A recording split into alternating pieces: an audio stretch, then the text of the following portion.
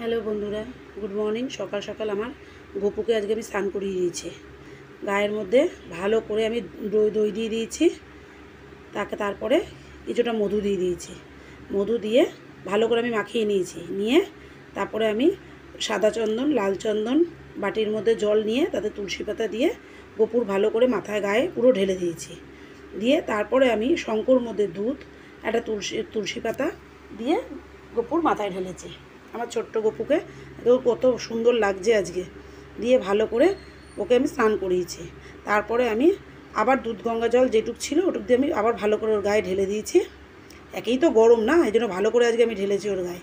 তারপরে আমি গঙ্গা জল নিয়ে ওকে ভালো করে স্নান করিয়ে দিয়েছি। দেখুন আমার ছোট্ট গপু চুপ করে বসে আছে, আরাম লাগছে ওর খুব। এবার আজকে যেহেতু বৃহস্পতিবার, ওর জন্য আমি আজকে ওকে হলুদ জামা পরাবো আর সেবা দেব। সকালে একবার সেবা দেওয়া হয়ে গেছে। তারপরে আবার আমি পরে মাখন, মিশ্রি, টক দই, তারপরে লুচি, এদিকে তরকারি সব দিয়ে একটা আজকে গপুকে ওই দিয়ে আমি সেবা দিয়েছি। দেখুন হলুদ জামা পরে আমার গপু কেমন সুন্দর বসে আছে।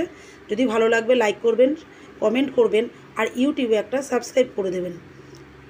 আর কেমন লাগছে প্লিজ আমাকে কমেন্ট করে জানাবেন আপনাদের সবার কেমন লাগলো। রাধে রাধে।